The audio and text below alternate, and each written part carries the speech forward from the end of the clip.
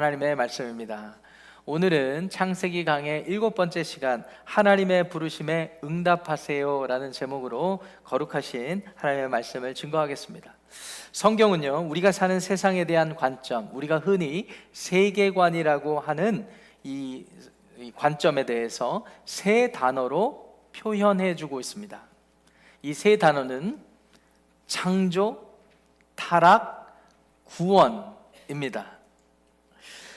하나님의 창조로 인해서 이 세상과 인간이 시작되게 되었는데, 인간이 하나님의 자리를 밀어내고 자신의 생각과 판단으로 살아가기로 시작한 때부터 이 세상이 타락하게 되었고 어그러지게 되었죠.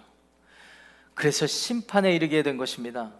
영적으로 하나님과 단절되었을 뿐만 아니라 육체적으로도 사망에 이르게 된 것이죠. 오늘날 수많은 종교가 존재를 해도 인간의 죽음에 대해서 그 원인과 시작, 그 결과, 그 과정과 결과에 대해서 누구 하나 명쾌하게 설명하지 못하는데, 성경은 이에 대해서 분명하게 말씀해 주는 것입니다. 왜 사람이 죽을까요? 이 세상에 존재하는 생명체는 연수가 지나면 죽게 될까요? 왜 사망하게 될까요? 성경은 분명히 말합니다. 하나님 앞에서 타락하여서 영적으로 끊어진 후에 육적으로도 사망하게 되었다고 말이죠. 그런데 하나님의 심판으로 주어진 이 세상 가운데서도 하나님은 여전히 은혜와 자비를 베푸셔서 하나님의 구원의 일을 계속해서 해 나가신다라는 것이 우리가 읽고 하나님의 말씀으로 받아들이는 성경 66권이 우리에게 제시하는 세상에 대한 관점, 세계관이라고 할 수가 있겠습니다. 우리 교회가 다음 세대를 책임지려면 이 중요한 가치관, 이 세계관을 다음 세대 아이들에게 전수해야 할 것입니다. 우리가 발붙이고 살아가는 이 세상은 하나님이 창조하셨다. 그렇지만 인간의 탐욕과 죄로 인하여서 타락한 세상이다. 그래서 구원이 필요한 세상인데, 하나님의 아들 예수 그리스도를 이 땅 가운데 보내주심으로 하나님은 여전히 우리를 사랑하시고 이 세상을 구원하시기를 원하신다 라는 세계관을 우리가 가르치고 교훈해야 할 것입니다. 여러분의 가정도 마찬가지입니다. 여러분들의 자녀와 손주들에게 이 세상을 바라보는 바른 관점, 성경이 제시하는 관점, 이 세상의 창조, 하나님의 창조를 믿고 타락했지만 하나님 구원하신다라는 이 세계관으로 살아가야 할 것입니다. 저와 여러분은 지난 6주 동안 창세기 1장부터 11장까지의 간략한 스토리들을 통하여서 이와 같은 성경이 우리에게 제시하는 세계관, 하나님의 창조로 시작하였으나 타락한 현실에 대해서 살펴보았습니다. 아담과 하와가 선악과를 따먹은 일, 가인이 동생 아벨을 죽인 일, 그리고 노아 시대에 하나님이 인정하지 않고 자기 뜻대로 살아서 심판을 받는 사건들, 그리고 지난주에 살펴본 대로 바벨 탑을 쌓아서 하나님께로 올라가려고 했던 인간의 현실들을 고발하고 있죠. 그런데 하나님은 각 간략한 사건들 속에서도 여전히 은혜를 베푸시는 하나님이셨다는 것을 우리는 또 배웠습니다. 아담과 하와에게도 여자의 후손을 통하여서 구원하실 것을 암묵적으로 우리에게 계시해 주셨고, 가인에게도 가인이 비록 살인을 해서 죽음에 빠져야 마땅하지만 가인을 보호하시는 은혜를 주셨고, 또 노아의 홍수 시대의 모든 것을 버리시는 가운데서도 하나님은 노아를 선택하셔서 구원하셨고, 바벨탑을 쌓는 그 시간 가운데서도 하나님은 여전히 흩어지게 하심을 통하여서 하나님은 흩어진 자리에서 사람들을 구원할 여지를 남겨주셨습니다. 이제 오늘부터 살펴볼 아브라함과 그 가족들의 이야기를 통하여서 하나님은 본격적으로 하나님의 구원의 계획을 실행해 나아가시는데, 흥미롭게 아브라함 가족들의 이야기로 들어가 보도록 하겠습니다. 아브라함은 인류 역사 속에서 모르는 사람이 없다고 해도 과언이 아닐 정도로 온 세대 가운데, 우리가 살아가고 있는 오늘날 가운데서도 강한 영향력을 끼치는 사람이었지요. 기독교뿐만 아니라 유대교, 이슬람교도 모두 종교적인 신앙과 강조점이 달라도 모두 하나같이 이 아브라함이라는 실존 인물에 대해서 크게 인정하고 있다는 사실만 보더라도 그 증거가 됩니다. 기독교인들, 유대인들, 이슬람교인들 합친 인구를 따져보면 이 세상 온 인구의 거의 절반 이상이라고 할 수 있지 않습니까? 그 많은 인구들이 아브라함을 인정하고 있다라는 사실이죠. 이 아브라함은 그만큼 우리 역사에서 매우 중요한 그런 인물이 되는 것입니다.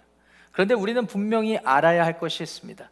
아브라함이 오랜 시간 전에 아브라함이 사람으로서 위대해서 그가 위대한 업적을 남겨서 그를 위대하게 인정하고 하는 것이 아니라는 사실이죠. 하나님께서 아브라함을 선택하셨습니다. 그리고 아브라함에게 다가가셨습니다. 그리고 아브라함에게 명령하셨습니다. 아브라함을 부르셨습니다. 그 부르심에 아브라함은 믿음으로 반응하고 응답했을 뿐입니다. 그래서 아브라함이 구원을 받게 되었고, 또 아브라함을 통하여서 하나님의 아들 예수 그리스도가 유대인 가운데 이 땅에 오시고 하나님이시면서 인간으로서 사셨고 십자가를 짊어지셨고 인간으로 대속하셨고, 그리고 죽은 지 사흘 만에 부활하심으로써 모든 하나님의 구원을 성취하게 하셨으니, 이 아브라함의 믿음의 시작이 얼마나 우리에게 중요했고 얼마나 우리에게 영향력을 끼쳤는지 모르겠습니다. 큰 영향력을 끼쳤는지 모르겠습니다. 그렇습니다. 아브라함을 하나님이 부르셨을 때는 아브라함 한 사람의 삶을 구원하시기 위한 구원의 복을 주시는 것도 있었지만, 아브라함을 통하여서 아브라함이 복의 통로가 되어서 아브라함을 통하여 예수 그리스도께서 오시고, 또 아브라함의 믿음을 보고 많은 사람들이 하나님을 알고 예수 그리스도께 돌이키는 역사를 베풀어 주셨기 때문입니다. 오늘 이 시간 예배 함께 하신 저와 여러분들의 삶과 가정 가운데서도 이 아브라함이 하나님이 그를 찾아와 부르셨을 때 믿음으로 응답하여서 자신의 삶과 가정이 구원받았을 뿐만 아니라 그 삶이 누군가에게, 많은 사람들에게 복이 되었던 축복을 함께 누리게 되시기를 우리 주님의 이름으로 간절히 축원합니다. 자, 그렇다면 오늘 본문을 근거해서 우리는 생각해 보아야 합니다. 아브라함처럼 하나님이 부르셨을 때 우리 역시 믿음으로 반응하고 응답하기 위해서 2026년을 사는 저와 여러분들은 무엇을 어떻게 해야 할까요? 하나님의 부르심에 믿음으로 응답하기 위해 우리는 무엇을 어떻게 해야 할까요? 오늘 본문을 중심으로 두 가지 교훈을 살펴보도록 하겠습니다.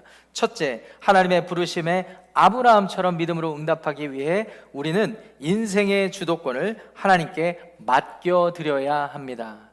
인생의 주도권을 하나님께 맡겨드리세요. 다시 한번 오늘의 본문 1절 말씀을 합독해 보겠습니다. 창세기 12장 1절 말씀입니다. 여호와께서 아브라함에게 이르시되 너는 너의 고향과 친척과 아버지의 집을 떠나 내가 네게 보여줄 땅으로 가라. 하나님의 명령이었습니다. 하나님께서는 아브라함에게 나타나셔서 아브라함을 찾아오셔서 아브라함이 나고 자랐던 고향 땅, 그리고 친족들과 함께하는 그곳, 그리고 아버지와 함께하는 그곳을 떠나라라고 명령하신 것입니다. 하나님은 떠나라라고 하셨을 때는 큰 계획이 있으셨지만 아브라함은 그것을 알지 못할 때 이 명령을 받고 고민할 수밖에 없었을 것입니다. 왜냐하면 아브라함에게 고향, 친척, 아버지의 집을 떠나는 것은 모든 것을 버리라는 요구와 마찬가지였기 때문입니다. 아브라함이 살았던 당대에는요, 우리가 흔히 말하는 족장 시대입니다. 이 씨족 집단을 이루어서 부족을 이루는 그 시대였습니다. 이런 시대에는요, 가족들을 중심으로 똘똘 뭉치는 것이 그 시대를 살아가는 가장 지혜로운 방법이었습니다.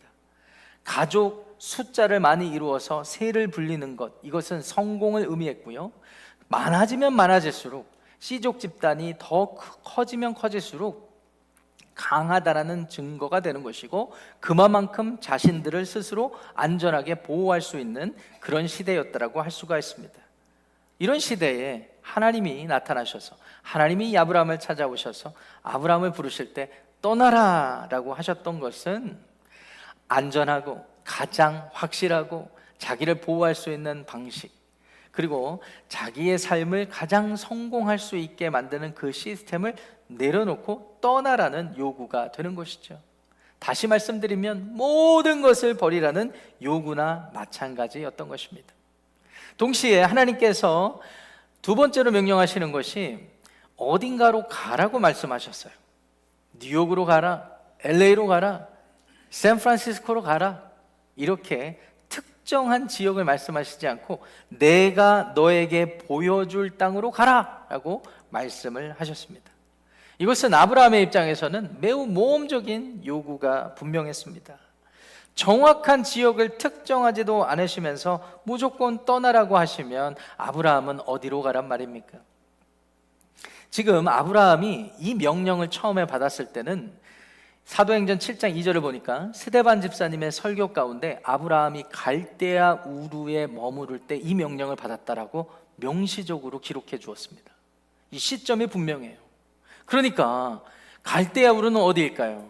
지난주에 우리가 바벨탑 사건을 나눌 때 간접적으로 제가 소개한 적이 있는데 인류 최초의 문명 메소포타미아 문명의 수메르 문명, 그 수메르 문명을 도시 문명을 이루었던 가장 영향력 있던 도시가 갈대아 지역 우르라는 도시인데 그곳에 머물고 있을 때 하나님께서 그곳을 떠나라라고 하신 거예요.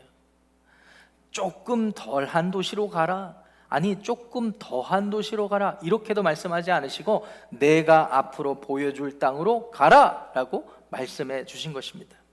이것은 아브라함의 입장에서는 자신이 편하고 자신에게 익숙한 모든 지역, 그리고 자기가 누렸던 모든 것들을 다 버리고 다른 지역, 아무것도 알지 못한 채 하나님께서 가라는 명령을 따라서 중심 지역에서 변두리로 이동해야만 했던 그 명령이었던 것입니다. 그렇기 때문에 아브라함에게는 매우 모험적인 하나님의 요구라고 할 수가 있습니다. 여러분들은 아브라함의 입장에서 어떻게 반응하셨을까요? 쉽게 결정하지 못했을 것입니다. 아니, 우리가 미국에 살아도 미국 이곳에 살다가 이 근처 도시로 이주하는 것도 결정이 쉽지 않은데 특정하지 않은 지역으로 떠나라고 하는 것에 순종하는 것은 여간 힘든 일이 아니었을 것입니다. 그럼에도 불구하고 아브라함이 그의 믿음이 위대하게 인정받는 이유는 아브라함은 떠났다라는 데 있는 것입니다. 하나님을 신뢰했기 때문이죠. 특별히 오늘 본문에 소개된 2절 말씀 보시면 하나님께서 아브라함에게 하셨던 약속의 내용을 믿고 아브라함은 순종하여 떠났던 것입니다. 2절 말씀 보시니까 내가 너로 큰 민족을 이루고 내게 복을 주어 내 이름을 창대하게 하리니 너는 복이 될지라 라고 말씀해 준 것입니다. 아브라함이 떠났던 유일한 근거는 하나님이요, 하나님의 말씀이었던 것입니다. 그 내용이 자세하지도 않고 구체적이지도 않았는데 아브라함은 그냥 하나님을 신뢰했을 뿐입니다. 이에 대해서 히브리서 기자는 히브리서 11장 8절에 아브라함의 이 행위를 믿음이라고 표현해주고 있죠. 그리고 순종이라고 표현하고 있습니다. 한마디로 믿음으로 순종한 것을 의미합니다. 그리고 그 믿음으로 순종한 증거를 아브라함이 갈 바를 알지 못할 때 떠난 것으로 설명해 주고 있습니다. 우리 시대에 아브라함의 이 믿음의 행위는 어떻게 설명할 수 있을까요? 이것은 아브라함이 인생의 주도권을 하나님께 맡겨드렸다라는 것을 의미합니다. 아브라함이 자신의 인생의 주도권을 하나님께 맡겨드렸다라는 것을 의미해요. 자신의 판단과 계획과 경험을 모두 뒤로 한 채 오직 하나님 한 분, 오직 하나님의 말씀, 하나님의 약속에 근거해서 그분의 인도하심만을 믿고 떠났다라는 데에 그 큰 의미가 있는 것입니다. 우리는 여기서 두 가지 흥미로운 사실을 발견하게 됩니다. 아브라함이 보여줬던 인생의 주도권을 하나님께 맡겨드린다는 것은 하나님을 우리의 삶 속의 원래 자리에 다시 모셔드리는 과정이라는 점이 매우 흥미롭습니다. 지난 6주 동안 성경이 우리에게 가르쳐주고 교훈하는 세계관에 대해서 사건들을 통해 살펴볼 때 우리는 분명한 사실 하나를 발견했어요. 사람은 죄를 지었다라고 할 때 겉으로 드러나는 행위의 결과만을 가지고 이것을 했기 때문에, 이것을 하지 않았기 때문에 죄라고 얘기하지만 성경은 죄를 이야기할 때 상태를 말씀한다라고 제가 강조드렸습니다. 성경이 말하는 죄의 상태는 무엇일까요? 그것은 우리의 생각과 판단으로 하나님의 자리에 들어설 때부터, 그 상태에 들어갈 때부터 우리는 죄에 놓이게 된다는 사실입니다. 이것은 선악과를 따먹는 그 순간부터 하나님 앞에서 이루어졌던 일입니다. 그러니까 하나님이 모든 내 판단과 생각의 근거가 아니라 이제는 내가 중심이 되어서 이렇게 해볼까? 괜찮을 것 같은데?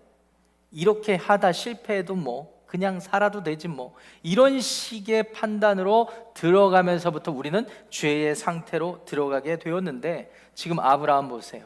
하나님께서 아브라함에게 나타나셔서 갈 바를 알지 못합니다. 특정하지 않으셨어요.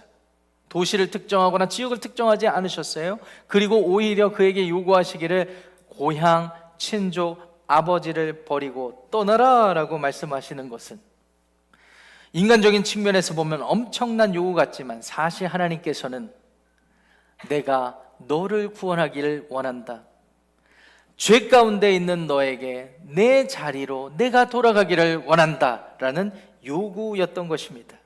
아브라함은 여기에 믿음으로 반응했을 뿐입니다. 아브라함은 믿음으로 응답했을 뿐입니다. 그렇기에 모든 어그러진 것들을 바르게 하는 순간으로 그의 삶이 들어가게 되고 삶이 시작되게 되고, 결국 하나님은 이와 같은 삶의 시작을 여러 과정을 통하여서 구원의 과정으로 여겨주셨다라는 것이죠. 두 번째, 또 다른 흥미로운 사실이 아브라함의 결단에 들어있습니다. 그것은 하나님께 인생의 주도권을 모두 돌려드리는 과정이 단발적이거나 일회적인 사건이 아니라 오랜 시간, 아니 평생에 걸친 과정이었다라는 사실에서 매우 흥미롭습니다. 다시 오늘의 본문 1절 말씀을 보시면은요, 오늘 본문의 1절은 12장 1절이죠. 12장 1절에 이르기까지 11장이 있었겠죠. 11장 27절부터 32절까지 보면 아브라함의 이 하나님의 명령을 기억하는 현장은 하란 땅입니다. 최초에 스데반 집사님의 기록을 보니까 갈대아 우르 지역, 오늘날 이라크 지역의 남쪽 지역이라고 할 수 있는 곳에서 명령을 받았는데, 나중에는 결국 가나안 땅에 들어가서 그 약속을 확인하게 되지 않습니까? 그러면 갈대아 우르와 가나안 땅의 중간 북쪽에 위치한 지역이 이 하란이라고 할 수가 있습니다. 무슨 이유에서인지 모르겠는데 이 데라가 가족들을 데리고, 아버지가 모든 식구들을 데리고 갈대아 우르를 떠나서 하란 땅에 정착하게 된 것입니다.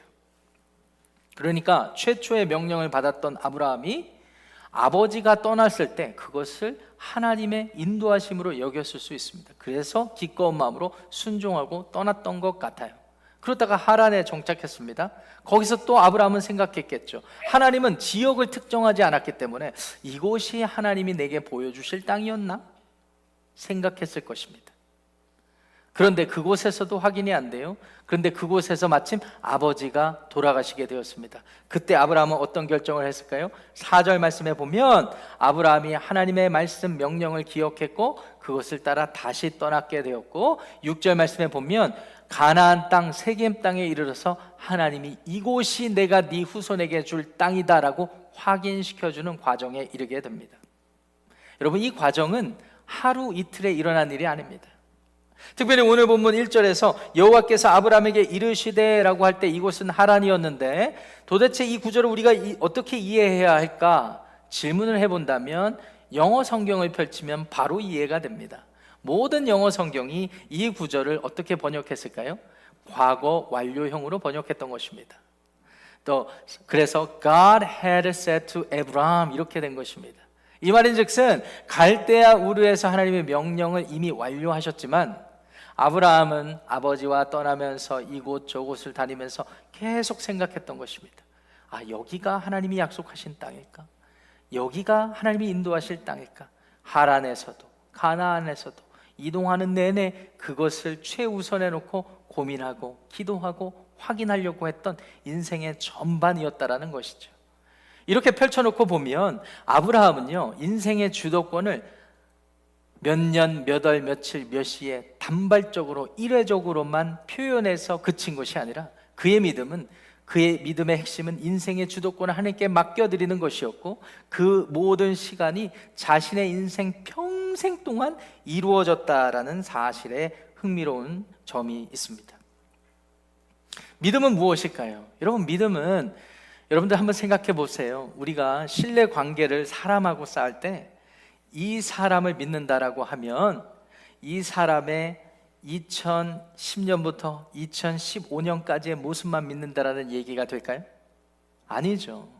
한 사람을 믿으면 이 사람의 과거와 이 사람의 미래에 대한 전적인 신뢰라고 할 수 있지 않겠습니까?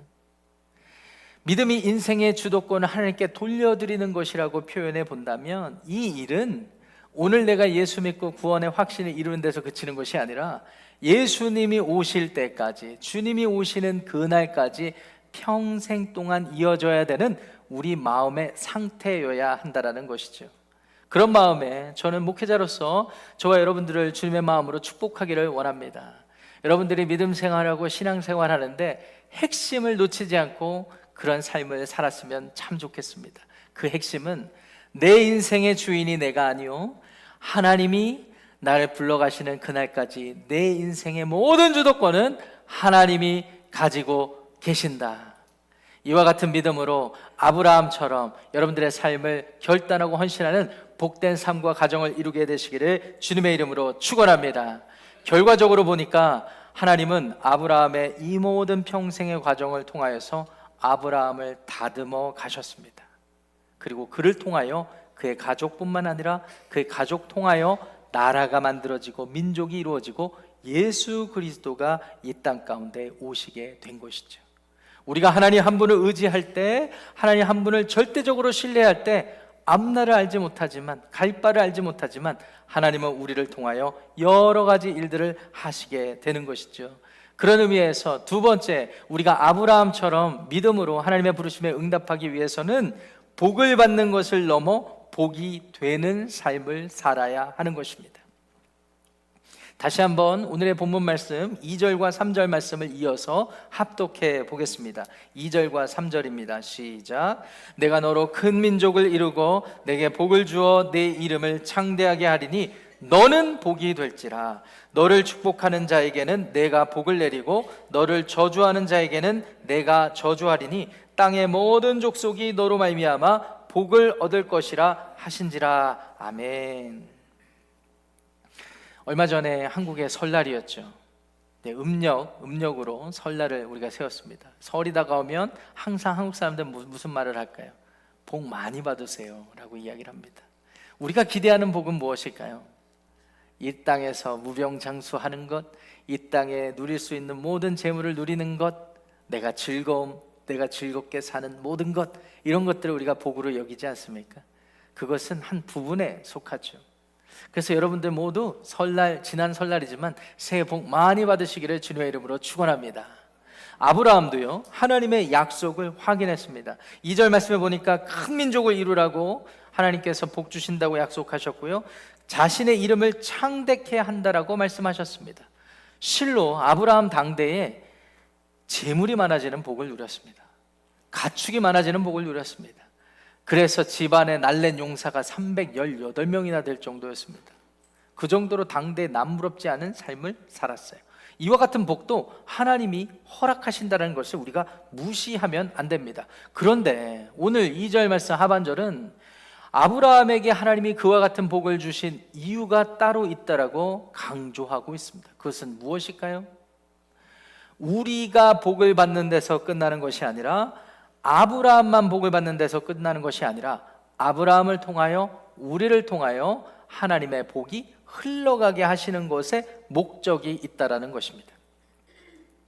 하나님께서 아브라함에게 하신 약속은요, 아브라함이 잘 먹고 잘 사는 복을 주신다라는 데서 그친 것이 아니죠. 아브라함이 그 삶을 통하여서 복이 되게 하시기 위하였습니다. 이 일이 어떻게 이루어졌습니까? 서론에서도 제가 말씀드렸다시피 아브라함의 후손 가운데 예수 그리스도가 이 땅에 태어나심으로 이 일이 밝히 드러난 것입니다. 우리가 마태복음을 읽다 보면 1장부터 걸리게 되지 않습니까? 왜 우리가 남의 집안 족보를 알아야 돼? 그 족보는 보통 족보가 아닙니다.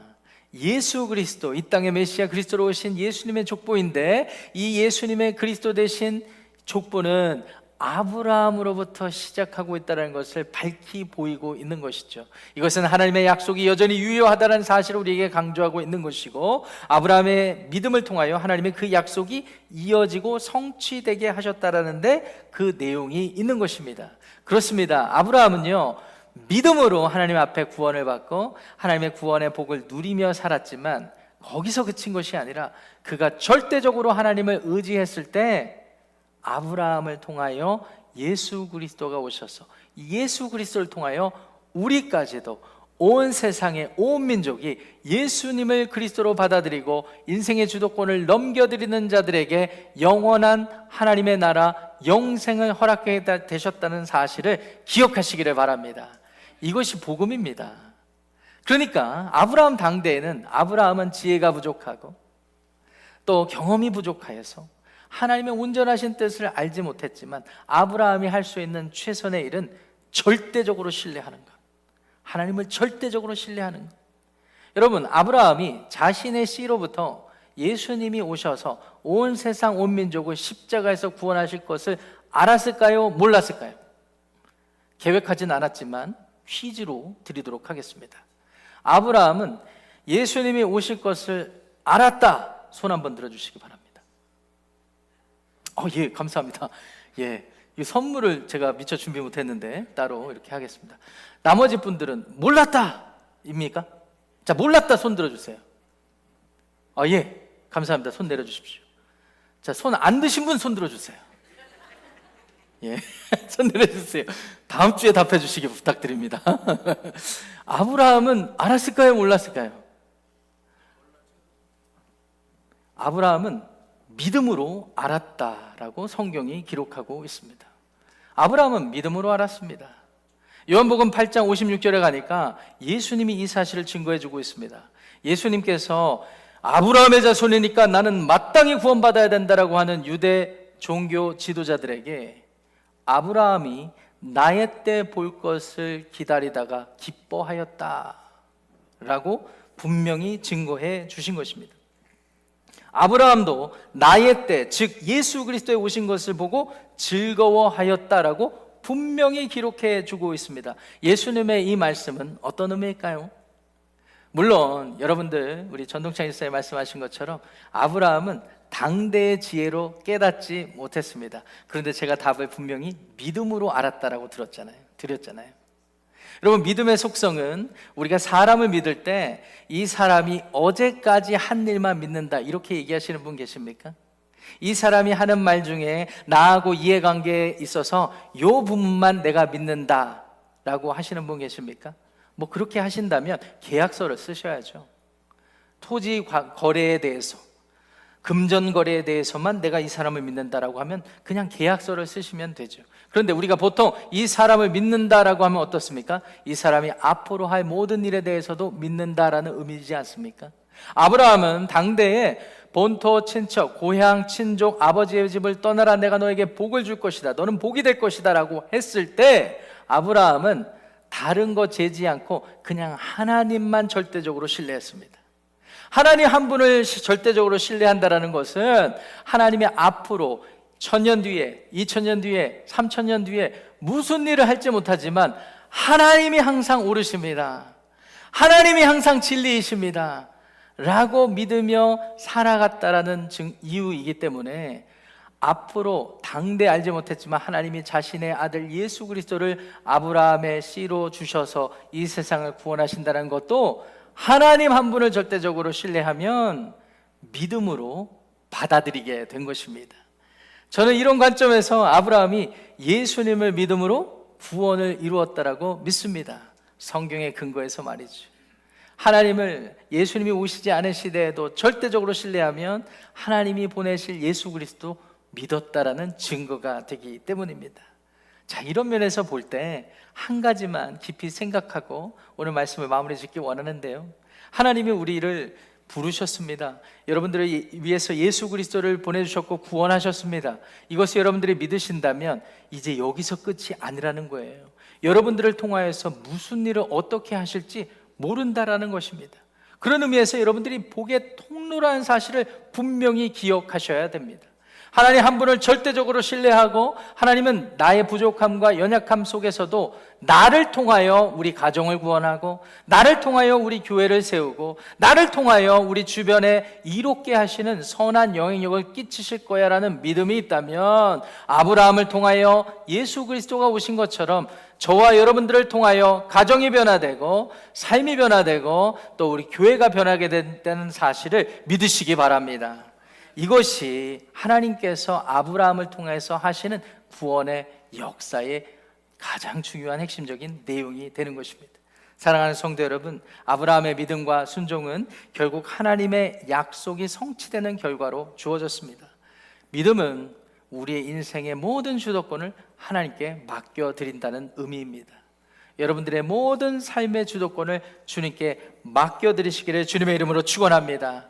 그리고 여러분들이 맡겨드리셨다면 이제부터는 나를 위해 사는 것이 아니요 주님의 복이 흘러나가는데 여러분들의 마음을 다해 흘러내보내는 일에 집중하는 복된 삶이 되시기를 주님의 이름으로 거듭 축원합니다.